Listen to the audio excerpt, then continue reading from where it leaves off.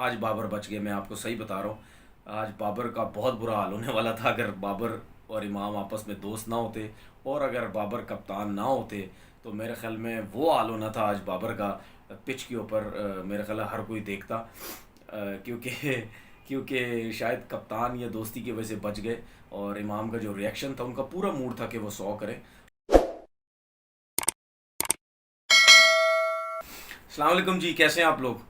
पाकिस्तान और West Indies की series Pakistan ने बहुत आसानी से जीत ली, और लास्ट जो पहला मैच था उसमें वेस्ट इंडीज़ ने फ़ाइट की थी, लेकिन इस मैच में वेस्ट इंडीज़ की टीम बिल्कुल फ़ाइट नहीं कर सकी। अच्छा फैसला था पाकिस्तान का टॉस जीत के बैटिंग करने का, क्योंकि जब भी आप बड़ा टोटल करने की सोचते हैं तो फिर जाहिर सी बात है आप पहले ही बैटिंग करते हैं, और बड़ा टोटल हो नहीं सका। उसकी वजह ये थी, जिस तरह पाकिस्तान खेल रहा था ऐसा रहा था कि 300 प्लस करेगा, लेकिन जब स्पिनर आए फिर उससे आइडिया हुआ कि ऐसा लग रहा है कि अब ये जो है वो 300 से ज़्यादा नहीं होंगे। उसके बाद आपने देखा कि वेस्ट इंडीज़ के जो स्पिनर्स थे, left arm spinner, I think Hussain नाम है उनका, अगर मैं नाम गलत ले रहा हूँ तो माजरत। तो उन्होंने जिस तरीके से बॉलिंग की, बड़ी ज़बरदस्त बॉलिंग की, बाबर को मुश्किल में डाला, फिर रिजवान को उन्होंने जिस तरह स्विप मारने के वो आउट हुआ, तो उसकी वजह से रन्स रुके। लेकिन उसके बाद खुशदिल शाह ने बड़ी कोशिश की, पिछले मैच जैसी बैटिंग नहीं कर सके, मुश्किल हो रही थी उनको शॉट मारने में। फिर उनका जो थोड़ा बहुत साथ दिया वसीम जूनियर ने दिया, उन्होंने छक्के लगाए, जिसकी वजह से इतने रन्स हुए। इमाम की थोड़ी सी बात करता हूँ। आज बाबर बच गए, मैं आपको सही बता रहा हूँ। आज बाबर का बहुत बुरा हाल होने वाला था अगर बाबर और इमाम आपस में दोस्त ना होते, और अगर बाबर कप्तान ना होते तो मेरे ख्याल में वो हाल होना था आज बाबर का पिच के ऊपर। मेरे ख्याल है हर कोई देखता, क्योंकि क्योंकि शायद कप्तान या दोस्ती की वजह से बच गए, और इमाम का जो रिएक्शन था, उनका पूरा मूड था कि वो 100 करें। और होना भी चाहिए, क्योंकि जब आप अपने होम ग्राउंड में खेलते हैं तो फिर आपकी पूरी कोशिश होती है कि मैं अपने लोगों के सामने 100 करूं। और होम ग्राउंड पे जब आप 100 करते हैं तो उसका जो रिकॉर्ड होता है वो फिर आपको बड़ी खुशी होती है। और जिस तरीके से बाबर भी 100 कर रहे हैं लास्ट सीरीज़ में भी, फिर इमाम भी 100 कर रहे हैं, तो एक तो उस उनकी ये भी सोच होती है कि इन्होंने 100 किए तो मैं भी करूं। तो ये जो कॉम्बिनेशन इनका बना हुआ है, ये बड़ा ज़बरदस्त है, और उनका बिल्कुल मूड नहीं हो रहा था बाहर जाने का। और बहुत कुछ कह देना था आज उन्होंने। मतलब कहने का मकसद ये है कि जिस तरह कोई भी प्लेयर रन आउट होता है और गुस्से से बोलता है कुछ ना कुछ अपने पार्टनर को, क्योंकि कॉल उनकी थी, उन्होंने शॉट मारा तो उन्होंने कॉल की, लेकिन बाबर भागे नहीं, जिसकी वजह से वो रन आउट हो, उनको बड़ा अफसोस भी हो। और जैसी पिच थी, बहुत अच्छे बल्ले पे बॉल आ रहा था, ना स्विंग हो रहा ना सीम हो रहा है। स्पिन भी अगर आप सेट है तो आपके लिए कोई मसला नहीं है। तो उसकी वजह से उनको बड़ा अफसोस हुआ। बाबर की जो चौथी सेंचुरी थी वो रह गई। 3 सेंचुरी तो कंसेक्यूटिव कर चुके हैं, तो ये भी एक रिकॉर्ड में भी आ जाती कि 4 सेंचुरियाँ उन्होंने कंटिन्यू की हैं। तो खैर, बार बार लक आपका साथ नहीं देती, इतनी ज़्यादा साथ दे रही है बाबर की, ये भी बहुत बड़ी बात है। उसके बाद जिस तरह स्टार्ट किया वेस्ट इंडीज़ ने, बड़ा ज़बरदस्त स्टार्ट किया। 10 ओवर में 70 रन थे और एक आउट था, लेकिन उसके बाद जिस तरह विकेट्स गिरने शुरू हुए, और आपने देखा कि फिर स्पिनर की बॉलिंग हमें सामने नज़र आई। नवाज़ ने जिस तरह बॉलिंग की, बड़ी अच्छी बॉलिंग की, उन्होंने 4 विकेट्स लिए उन्होंने, और अच्छा फ़ायदा उठाया। ये जो पिच थी ये स्पिनर्स के हिसाब से थी, और दोनों तरफ से स्पिनर्स ने बहुत अच्छा फ़ायदा उठाया। मोहम्मद वसीम जूनियर ने 3 आउट किए, लेकिन शुरू में बहुत एक्सपेंसिव रहे, बहुत उनको रन्स लग रहे थे। हारिस रऊफ़ को भी शुरू में काफ़ी मार पड़ी। शाहीन की हमेशा हम बात करते हैं कि हर दफ़ा पहले ओवर में वो विकेट ले जाता और काफ़ी दफ़ा वो ऐसा कर चुके हैं, तो जिसकी वजह से टीम प्रेशर में आ जाती है। अब आप देखिए विकेट भी किसकी ली है, शे होप की उन्होंने विकेट लिए, 100 रन्स कर चुके हैं। और अगर आप उनका रिकॉर्ड देखें, उनका भी रिकॉर्ड बुरा नहीं है। शे होप का 50 से ऊपर की उनकी एवरेज है, और तकरीबन 4,500 रन्स उनके होने वाले हैं, और सेंचुरीज भी हैं, 50s भी हैं उनकी।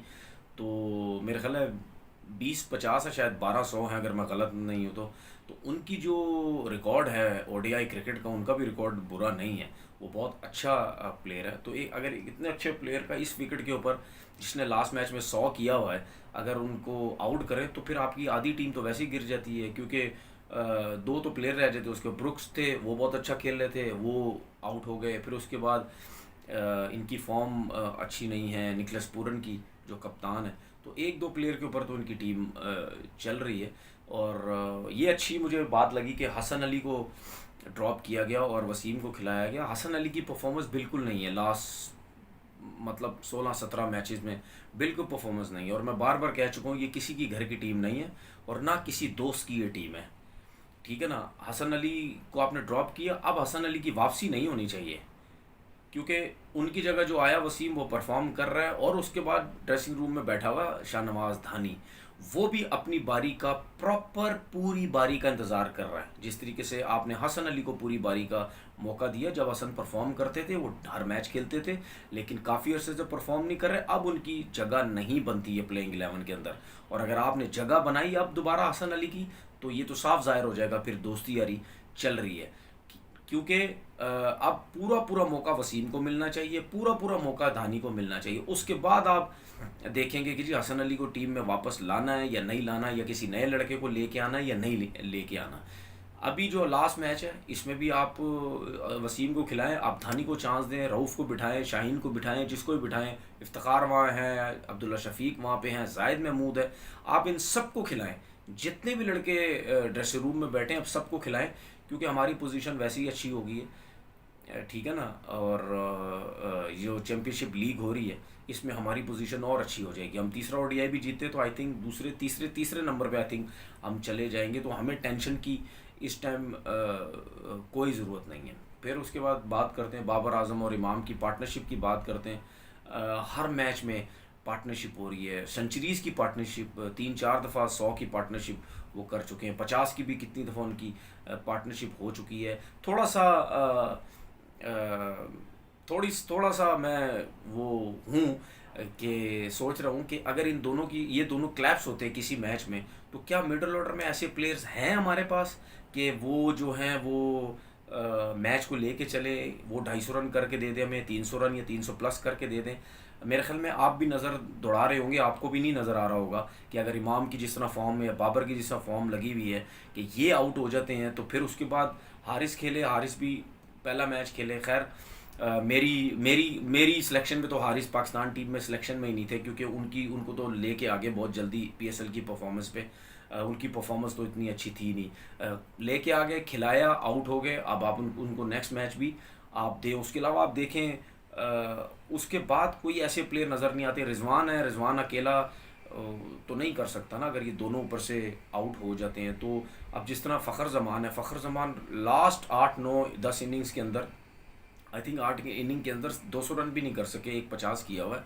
तो फ़खर ज़मान को थोड़ा सा सोचना पड़ेगा, ठीक है ना। ऐसा नहीं हो सकता कि आप कुछ भी नहीं कर रहे तो आप 15 इनिंग खेल जाए, आप 20 इनिंग खेल जाए, ठीक है ना। अगर आप ये इनिंग खेल जाते हैं 15-20 बगैर कुछ किए, तो इसका मतलब ये है आपको भी ज़बरदस्ती फेवर की जा रही है कि किसी ना किसी तरीके से आप रन्स कर जाएं और हम किसी और को ना लेके आए, ठीक है ना।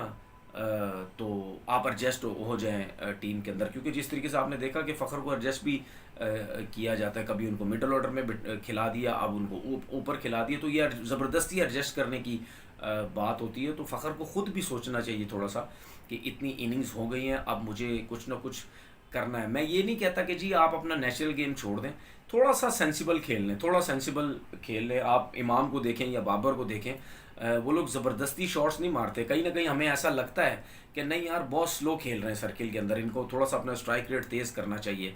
सेट होने के बाद में करते हैं, लेकिन शुरू में वो इतना तेज़ नहीं होता। इसी तरीके से थोड़ा सा फ़खर ज़मान भी अपने आप को वो थोड़ा सा टाइम ले ले, शॉट्स थोड़े से रोक ले, अपने मिडल करें, अपने थोड़े रन्स करें, चौके वौके मारे ना मारे छक्के अभी, क्योंकि मिडल उनका बॉल हो ही नहीं रहा, बल्ले पे आ ही नहीं रहा। तो थोड़ा सा टाइम ले लें। तो मेरे ख्याल में हमारे ये जो पिच थी, ये स्पिनर्स की पिच हमें नज़र आई, उस स्पिनर्स ने पूरा फ़ायदा उठाया। वसीम जूनियर एक्सपेंसिव रहे बहुत शुरू में, उसके बाद हारिस रूफ भी एक्सपेंसिव रहे। क्राउड ने आई थिंक बड़ा इन्जॉय किया, उनको बहुत मज़ा आया कि जो सीरीज़ हो रही है। और मुझे भी बहुत खुशी हुई कि मुल्तान में 14 साल बाद क्रिकेट हुई, और मुल्तान के लोगों ने बताया कि जी हम बहुत मिस कर रहे थे क्रिकेट को, क्योंकि जिस तरीके से आई थी आवाम, जिस तरह आई, और फुल पैक स्टेडियम था और बहुत इन्जॉय किया उन्होंने। इसी तरीके से हम चाहते हैं कि जहाँ भी क्रिकेट हो पाकिस्तान में, हर जगह पे आवाम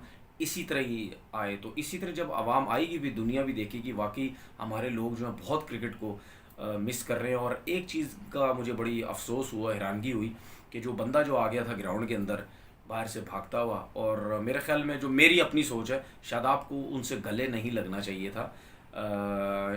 शादाब को उनको दूर करना चाहिए था, क्योंकि जाहिर सी बात है हालात का कुछ पता नहीं होता।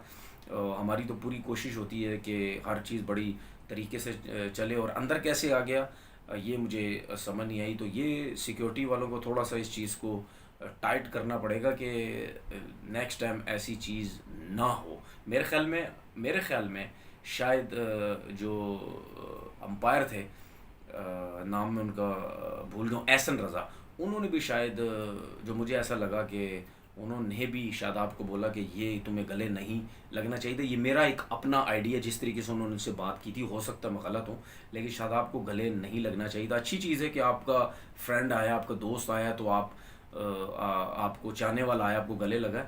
लेकिन ये हम सबको पता है कि शायद शर्तें वर्तें लगी हुई होती हैं बाहर कि जी आप ग्राउंड में चले जाएं तो आप जाके गले मिल जाएं। तो ये मेरे ख्याल में सिक्योरिटी वालों को थोड़ा सा सोचना चाहिए। अपना बहुत बहुत ख्याल रखिएगा। अल्लाह हाफिज़।